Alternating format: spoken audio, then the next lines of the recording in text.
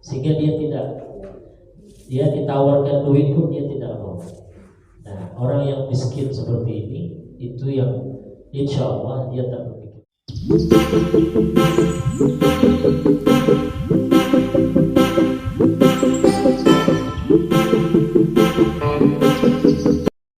Itu yang ada di otaknya waktu itu.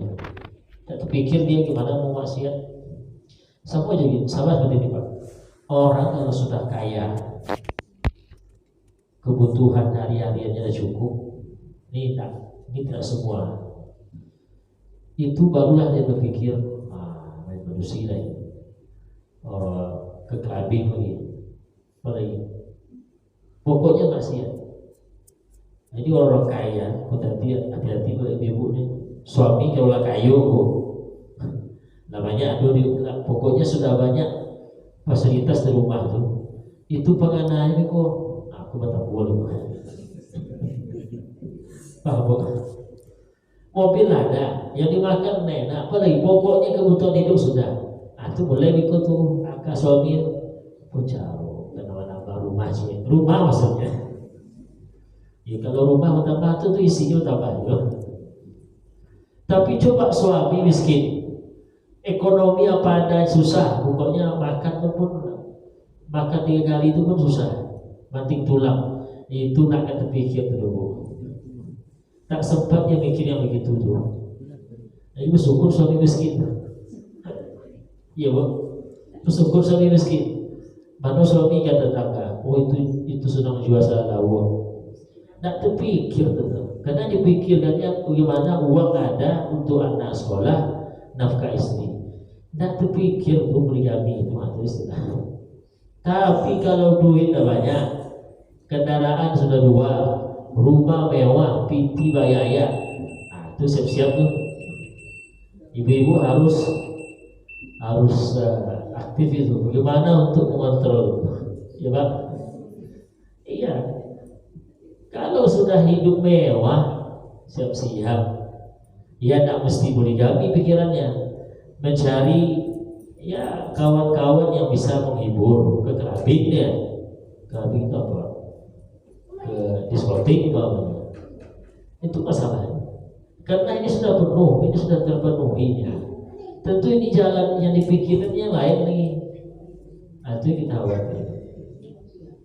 Maka dengan puasa ini, ketika lapar rasanya, pikiran kita makan, minum, gimana bisa makan? Sama dengan suami tadi. Suami yang masih kekurangan ekonomi, jual sate, bahwa dia jual apa? Dan terpikir yang begitu dulu dia. Dan terpikir dia main perempuan, dan terpikir dia selingkuh tuh. Kalau dia sehat pikiran itu. Tapi kalau sudah kaya raya, piti bayaya, puluhan juta, saldo rekening banyak, siap-siap lah tuh. Ini bukan membuat ibu cemas ya, tapi membuat ibu siap siaga, itu maksudnya. Ini kita khawatir. Dan ini tidak semua.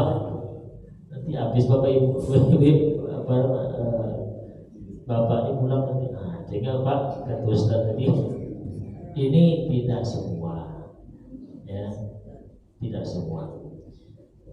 Yang menarik bapak ibu dalam hati Allah, ini ada seorang salaf ditanya, ulama-ulama salaf. Ada ulama-ulama salaf dulu, kan banyak jenis ibadah Pak. Ada sholat sunat, ada sedekah.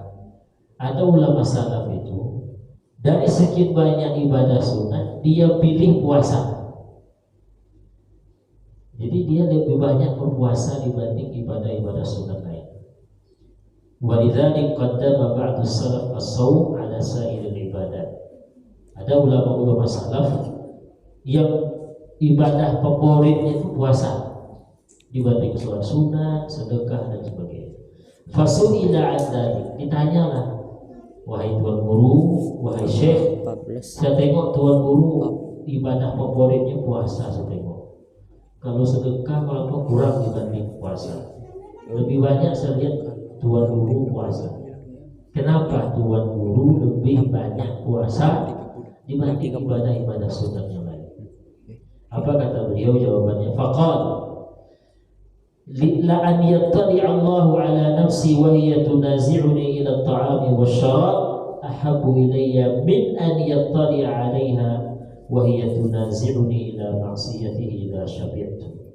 Kata beliau, saya lebih suka Allah itu mengetahui saya itu sedang memikirkan perut saya untuk makan dan minum karena puasa, daripada Allah mengetahui isi hati saya sedang memikirkan bagaimana bisa bermaksiat.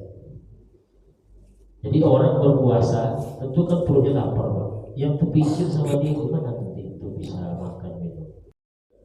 Ya. Sementara di hadis lain ada yang mengatakan kata faktu ayat al-Qur'an itu berapa? Ya, Bro. Kata faktu ayat al-Qur'an. Oh, kana al-faqru an yakuna kufra. Baik. Kemiskinan itu hampir saja menjadi kekufuran. Artinya kondisi kefakiran itu bisa jadi menjadi penyebab atau bisa jadi penyebab seseorang itu nanti murtad. Ini tidak salah. Ketika seseorang memang miskin, kemudian nanti kemiskinannya itu sudah parah, makan 3 kali susah, makan sekali itu pun susah. Itu memang yang dipikirkannya itu memang tidak lagi maksiat, tapi fokus bagaimana bisa ngisi perut.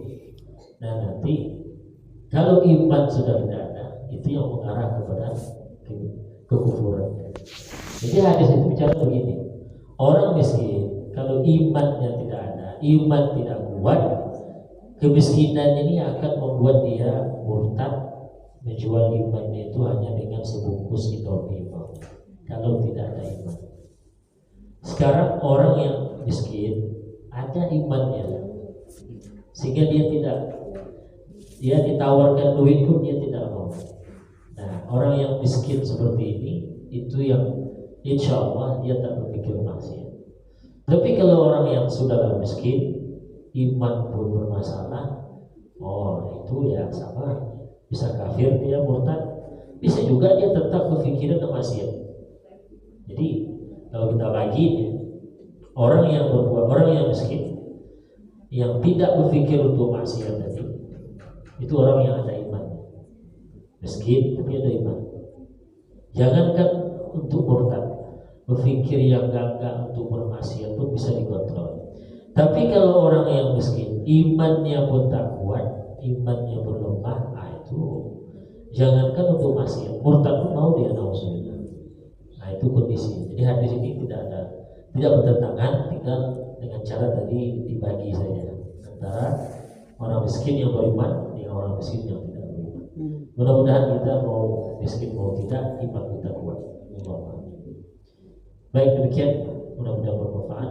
Jadi saya mohon maaf ya, bukan mengompori tadi, hanya untuk mengajak waspada karena kejahatan biasanya bukan kena rencana, tapi kena ada kesempatan. Demikian untuk Bapak Ibu yang dirahmati Allah, bermanfaat. Assalamualaikum warahmatullahi wabarakatuh.